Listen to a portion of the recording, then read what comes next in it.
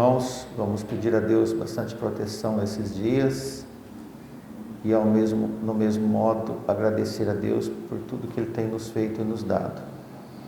Agradecer a presença de todos.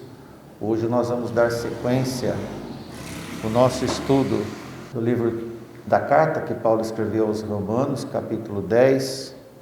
Hoje nós vamos ver do verso 16 ao verso 21. Enquanto você procura, é uma sequência da semana passada, onde lemos o apóstolo citar os profetas Isaías e Joel. Eles escreveram: todo aquele que nele crê e aquele que invocar o nome do Senhor será salvo. Nós lemos em Isaías e Joel. E Paulo diz que anunciadores seriam enviados para anunciar mundo afora, para uma nação estranha, um povo diferente.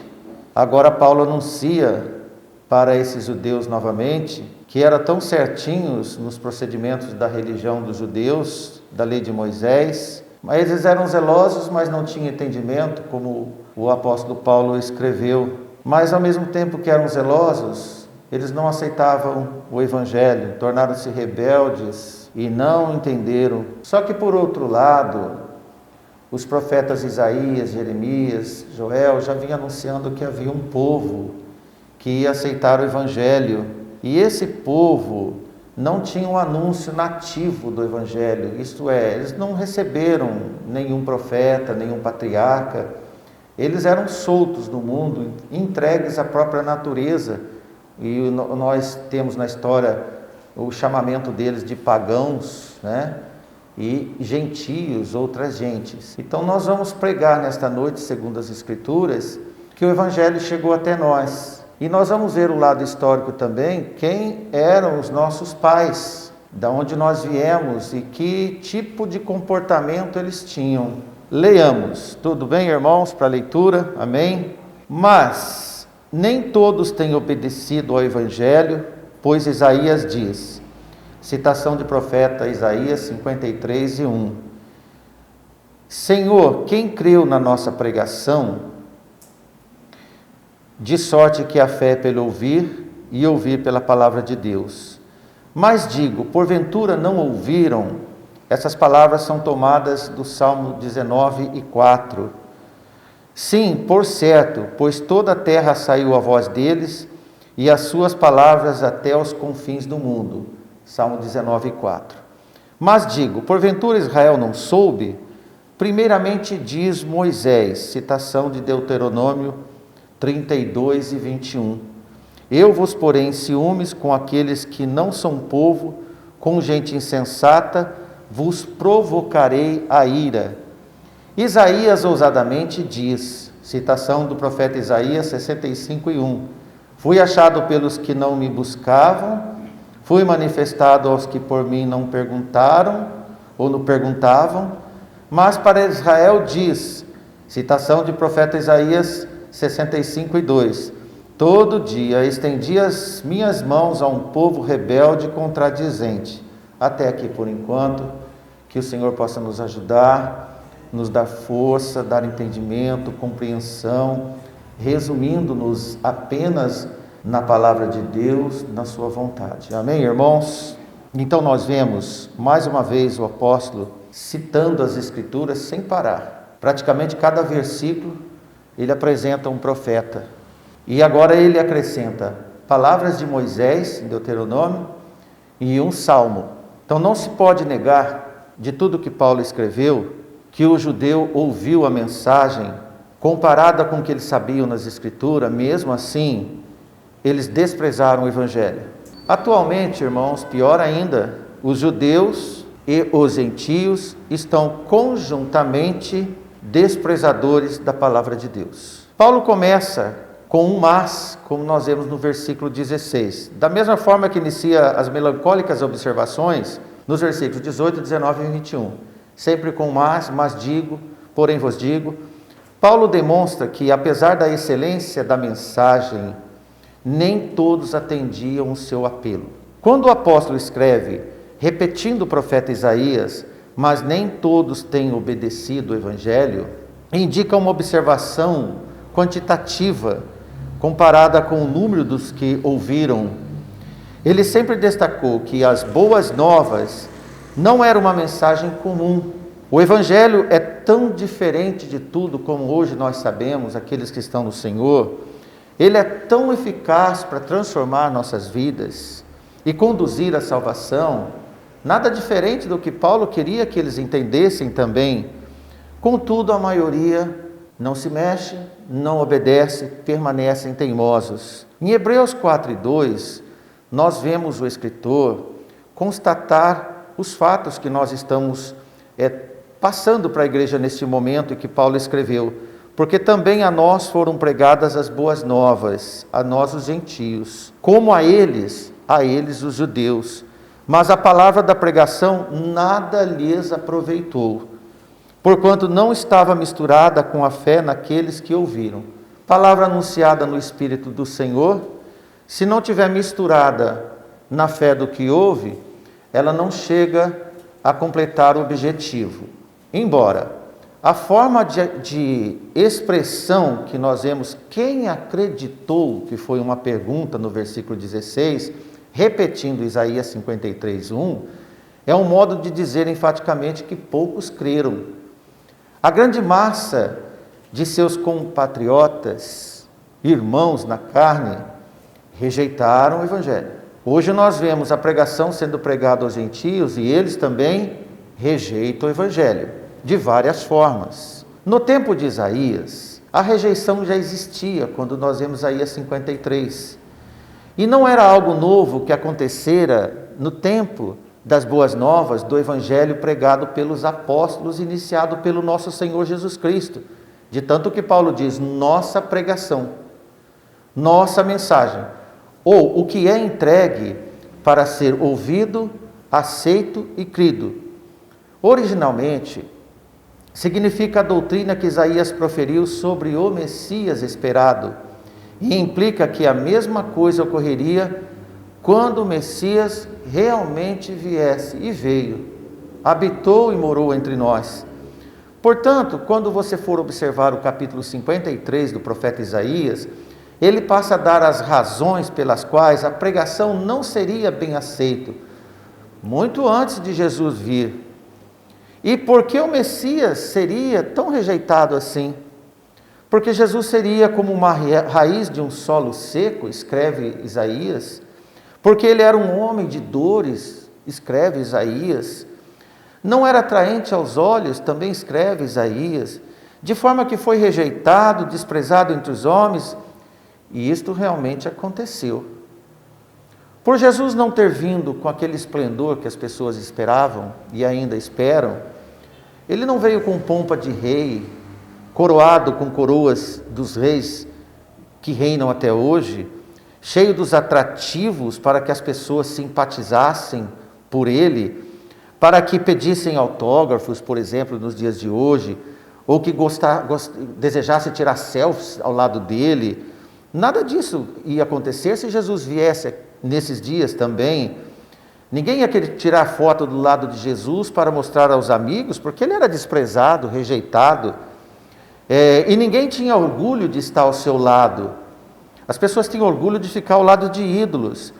Pelo contrário, Jesus esteve entre os necessitados, entre os pobres, porque ele foi para acudi-los. Nada dessas fanzices que nós vemos das idolatrias, principalmente dos meios evangélicos que nós vemos nos dias de hoje, aconteceram no tempo de Jesus. Nenhum dos apóstolos foi idolatrado, ninguém pedia autógrafo para os apóstolos. E ninguém também corria atrás de Jesus para fazer a sua glória, o seu momento. Nós vemos posições diferentes, como Zaqueu, Mateus, os cegos, os aleijados, os necessitados, os passafomes. Esses Jesus atendia e ouvia, né? Então ele não veio para a fama, ele veio para a salvação, ele veio para acudir. Jesus não veio para ser humanamente idolatrado. Todos foram frustrados com esses tipos de expectativas humanas. Então ele foi rejeitado, blasfemado, humilhado e morto. Jesus, na verdade, foi simplesmente descartado entre os homens. Odiaram tanto que o mataram. Nesses desejos, o seu evangelho também foi desprezado. O verdadeiro evangelho nunca teve atrativo aos olhos, em qualquer época que ele foi pregado. E vai ser assim até o dia que Jesus voltar. Por isso é que muitas igrejas, e cada vez mais se prolifera esse tipo de igreja, têm maquiado o evangelho. Pregam Jesus que nunca existiu, que nunca veio na terra. O evangelho não tem caráter da psicodependência emocional. O evangelho não é isso, porque dependência emocional acaba. Não é essa a tratativa do evangelho. Ele veio para os que creem, é diferente, para aqueles que têm fé, os que adquirem esperança. Em Romanos 8:24, logo no começo do versículo diz: porque em esperança fomos salvos. Esse é o objeto direto do evangelho do nosso Senhor. Mesmo sem fé, sem esperança e sem salvação e sem Cristo, as pessoas querem portar o nome de Cristo. Forçam a situação como se levasse um Jesus para um salão de beleza, ou como um quadro pintado pelos homens, e nesses dias disposto numa teologia desonesta da prosperidade, que vem para atender desejos dos homens, necessidades daqui da terra, como um tipo de derramamento de dinheiro, não de bênçãos, para satisfazer as coisas daqui e não as coisas celestiais, sendo que Jesus mesmo diz: buscai primeiro o reino dos céus, não ajuntai tesouros nessa terra, de forma, meus irmãos, que de todos os modos possíveis rejeitaram o seu evangelho, mas apropriaram do seu nome. Por isso o Novo Testamento aponta muitos falsos cristos, muitos anticristos, muitos ministros falsos de Cristo. Por outro lado, o evangelho verdadeiro nunca será para contentar e satisfazer os homens. Na verdade, o evangelho veio para transformar cada um de nós. Os salvos desta igreja, os salvos que estão nos ouvindo, necessariamente devem ser transformados, ter uma vida nova, objetiva no anúncio do evangelho do Senhor.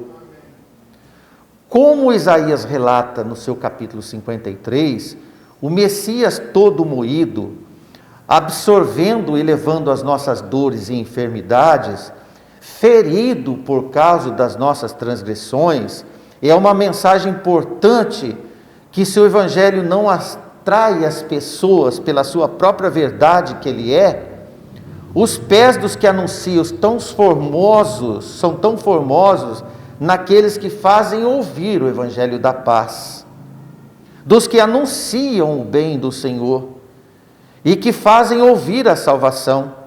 O evangelho sempre deve ser combinado com fé. E versículo 17 nos orienta sobre essa instrução: de sorte que a fé é pelo ouvir e ouvir pela palavra de Deus. Nesse momento, Paulo destrói aquelas arrogâncias para quem quer crer.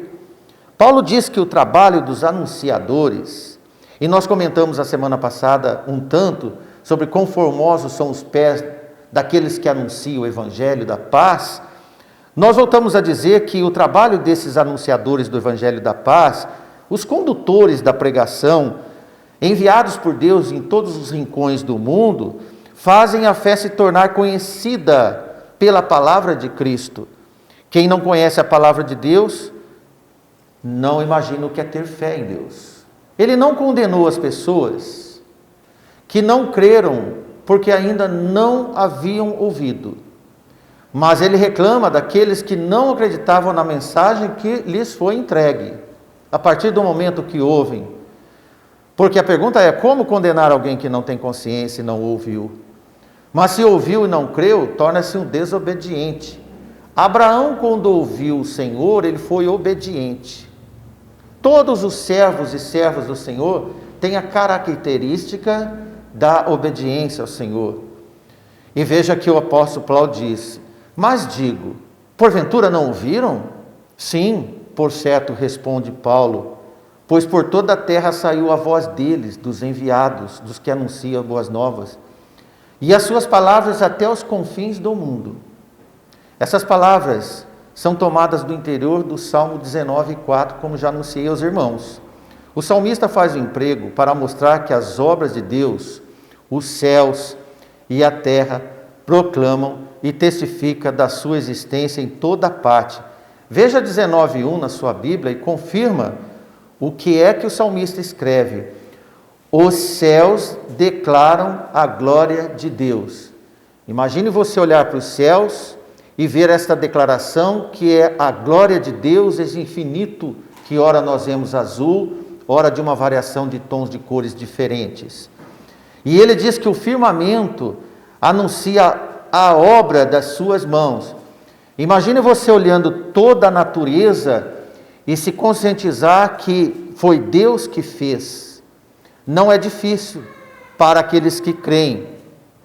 Quando aplicado aos céus, isso significa que eles falam, que eles proclamam a sabedoria e o poder de Deus. Conforme usado por Paulo, significa que a mensagem do Evangelho havia sido proferida ou proclamada em toda a parte, como nós acabamos de ler, até os confins do mundo, inclusive pelos elementos inanimados, a própria essência que Deus criou. Paulo diz que o Evangelho havia sido pregado por toda criatura que está sob o céu, conforme nós vemos em Colossenses 1:6, que já chegou a vós, isto é o Evangelho, palavra de Deus, como também está em todo o mundo, é a realidade do mundo da época, e vai frutificando como também vistes entre vós, desde o dia que ouviste e conhecesse a graça de Deus em verdade. Assim, os grandes fatos e doutrinas do Evangelho foram conhecidas por todos os povos.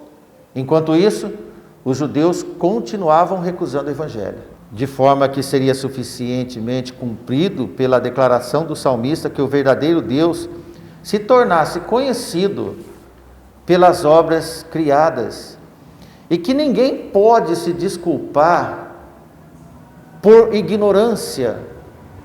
Eu gostaria de chamar os irmãos para abrir em Romanos capítulo 1 e versículo 19, 3 versículos apenas, relembrar o que nós lemos.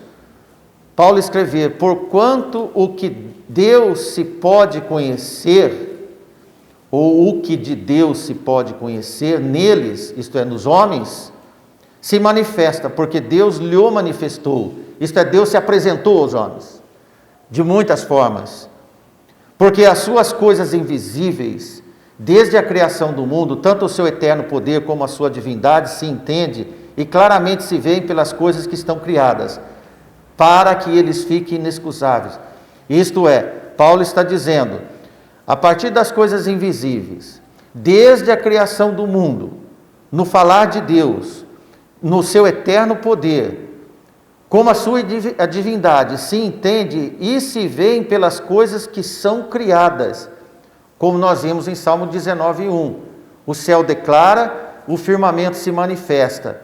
Então não tem como alguém dizer que não conhece Deus. A forma de reverenciar é de cada um. E então Paulo escreve: portanto, tendo conhecido a Deus, não glorificaram como Deus, nem lhe deram graças, antes de seu discurso se desvaneceram, e o seu coração insensato se obscureceu. Vendo tudo isso, irmãos, as maravilhas de Deus, eles se fecharam na escuridão e não quiseram e não querem até os dias de hoje enxergar a criação de Deus nas coisas que nós vemos.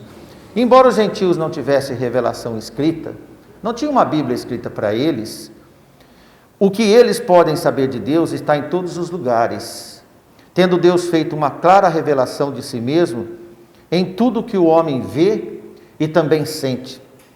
Pois o seu poder ou o seu ser perfeito, inclusive as invisíveis aos nossos olhos corporais, têm sido desde a criação do mundo evidentemente entendidos e percebidos claramente se considerarmos atentamente a beleza, a ordem e nas operações visíveis observáveis nos seres vivos e nos seres inanimados. Você olha o Salmo 19:4, quando diz que Deus colocou uma linha e que a rotação dos dias, a mudança dos dias, o homem pode contemplar. Olha, quem faz isso é Deus. Amém, irmãos? Toda a imensidão das coisas vivas e mortas, não há teoria, são fatos. Não é evolução da natureza, é criação de Deus. Quanto mais se contesta entre os sábios deste mundo, mais aprova a existência do Criador de tudo e de todos.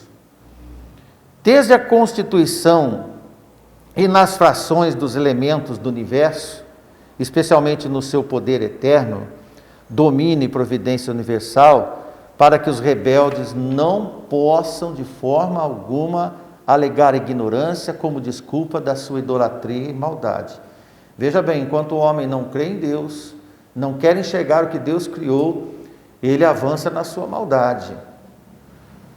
O apóstolo passa a mostrar como é que foi que os pagãos loucos tentaram impedir a manifestação da verdade através das suas iniquidades. O homem tem agido assim.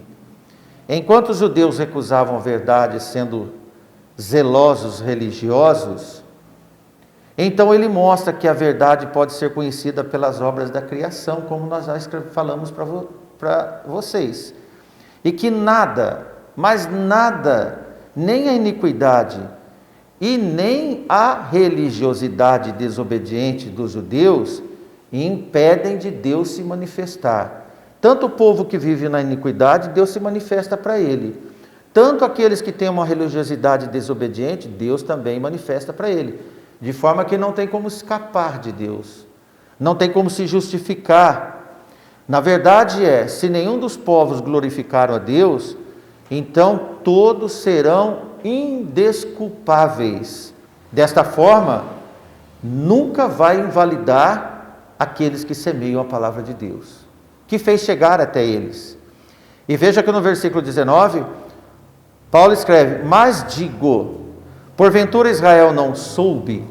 Primeiramente diz Moisés: eu vos porei em ciúmes com aqueles que não são povo, com gente insensata vos provocarei a ira.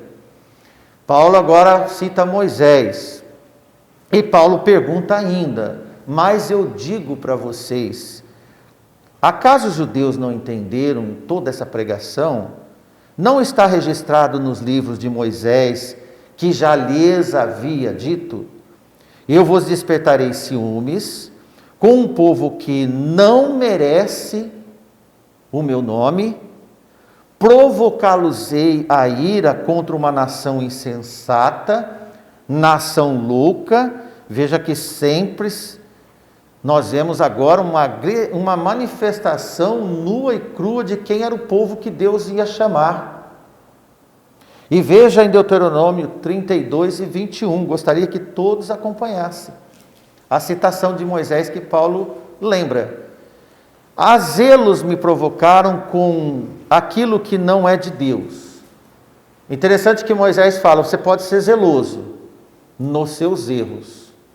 Tem muitas pessoas que são zelosas, mas desobedientes ao mesmo tempo.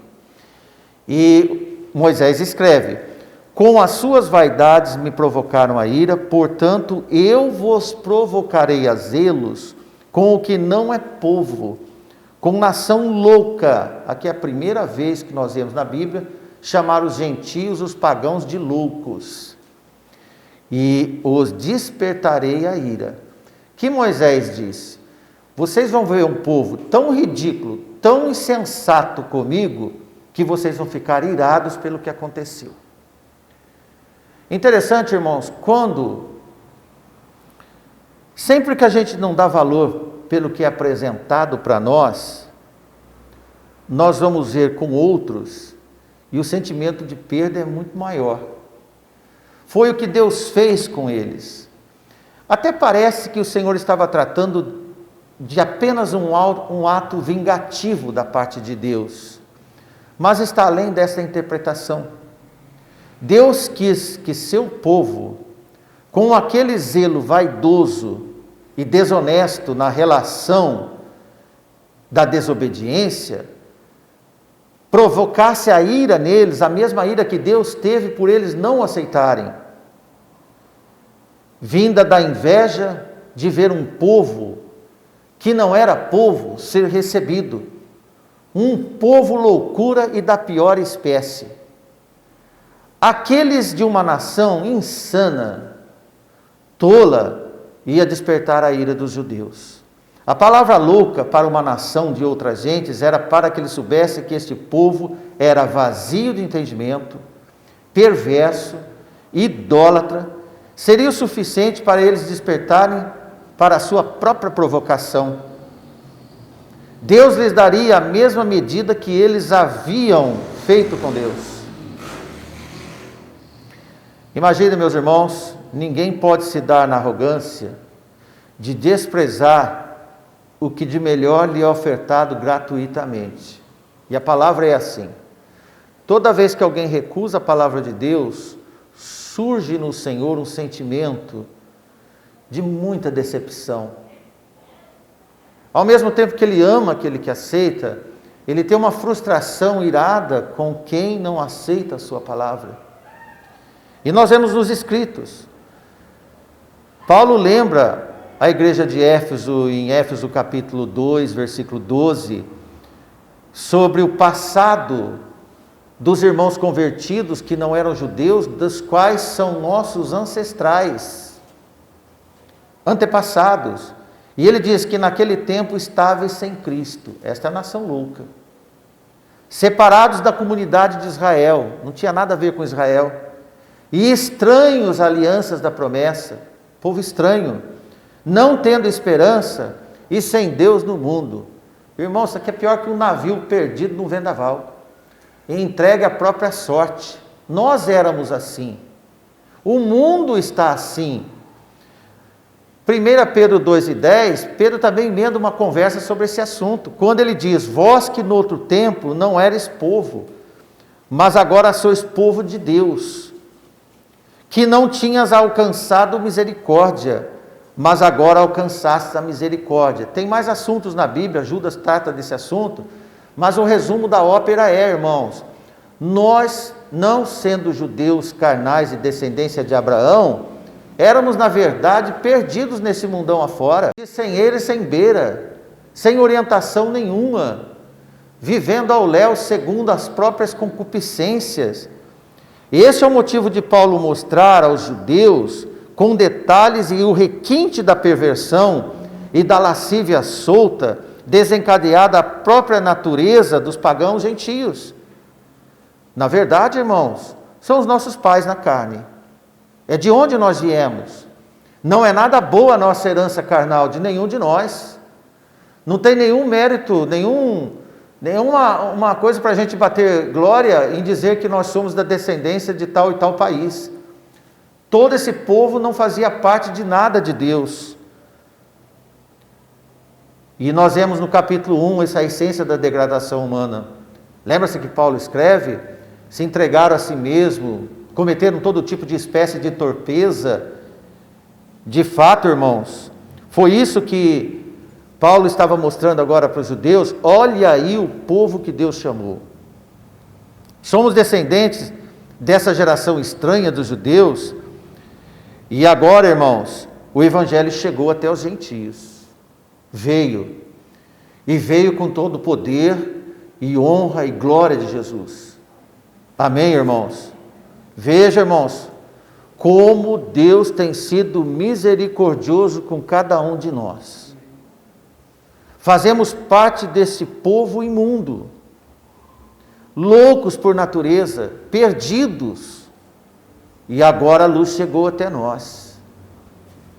Não nasceu em nós, mas veio para nós. Deus enviou o seu Filho para nós. Por isso que o Evangelho não nasceu entre nós, ele veio até nós. Agora você compreende porque Jesus disse que quando Jesus disse para aquela mulher cananeia que o alimento dos filhos não era para os cachorrinhos. Entende agora, irmão, porque Jesus falou sobre a questão do animal, o cachorro, que era um animal nojento na época? Então agora nós entendemos quem nós somos. Então nós vemos a correlação desse verso 20 agora, e você pode olhar na sua Bíblia o verso 20, essa citação do profeta Isaías, Isaías 65, se o irmão Davi puder projetar aqui para nós, Isaías 65:1, porque nós já lemos, é a cópia do versículo 20.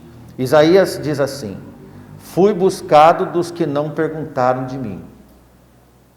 Fui achado daqueles que não me buscavam. Uma nação que não se chamava do meu nome, eu disse: eis-me aqui, eis-me aqui, eis-me aqui. Sabe o que o Senhor está falando para cada um de nós, de uma nação que não era povo? Eis-me aqui, eis-me aqui. Quem chama? O Senhor chama. Ele está nos chamando.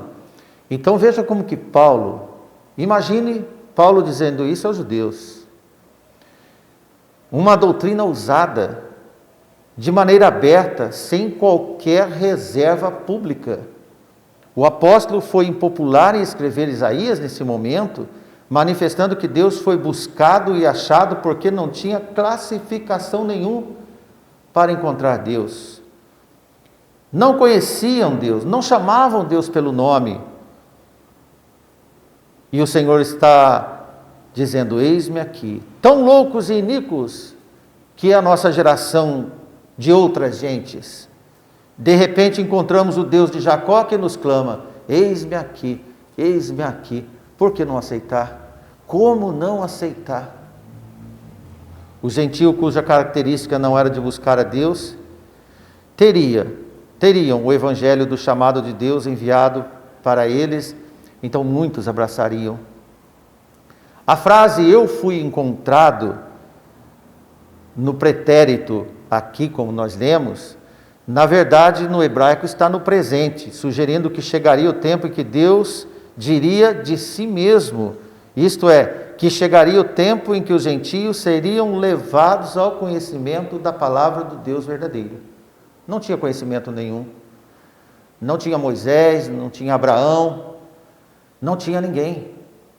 Essa doutrina de Isaías é que Paulo não temeu apresentar abertamente diante dos judeus. Mas agora, para nós fecharmos esse breve estudo de hoje, abra em versículo 21 e veja que nós vamos ler agora a citação de Isaías 65:2, logo em seguida do outro versículo que nós lemos.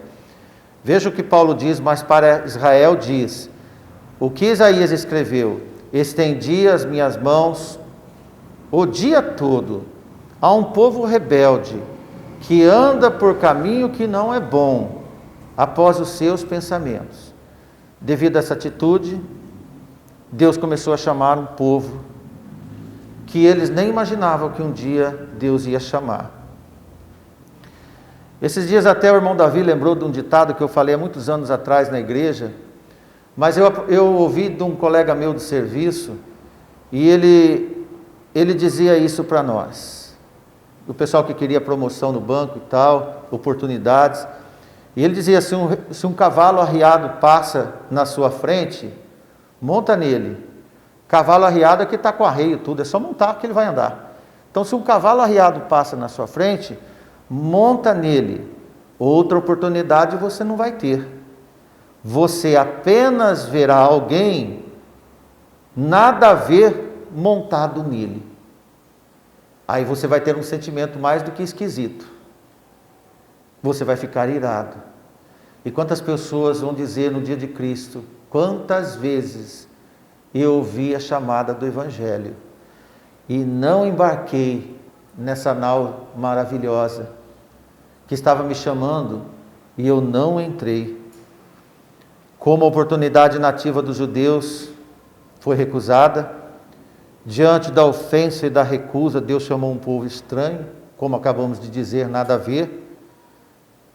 Mas se este povo tão imundo que nós vemos, os gentios, também começar a recusar muito, como está ocorrendo nos dias de hoje, certamente não terão outra oportunidade. Se fez o que fez com os filhos legítimos, o que Deus não fará com os estranhos? A pergunta para cada um de nós é, para você que está nos ouvindo: o que pensamos que nós somos?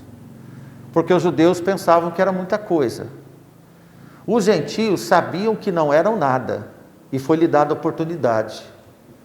A partir do momento que Deus dá oportunidade aos gentios, os gentios não podem ficar pensando que são alguma coisa. E isso está ocorrendo no meio chamado cristão. Se acham cristão, mas na verdade não tem Cristo, não tem salvação.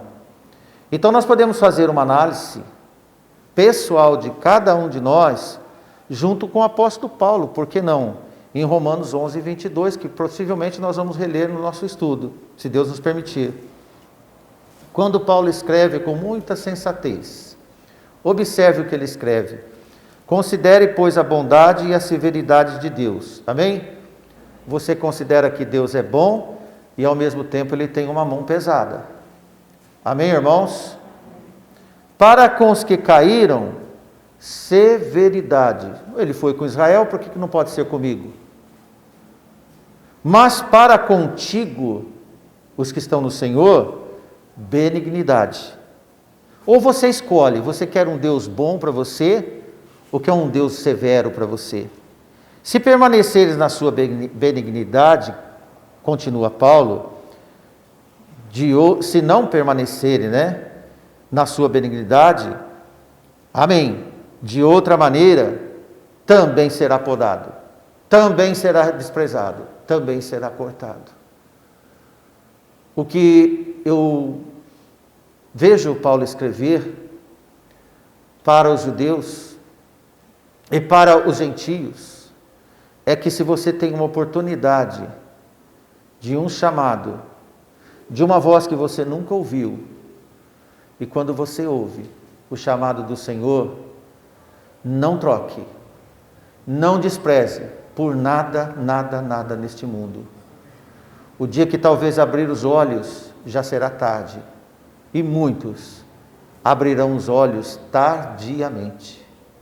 Que não seja assim com nenhum de nós. Que Deus nos abençoe e nos ajude. Amém.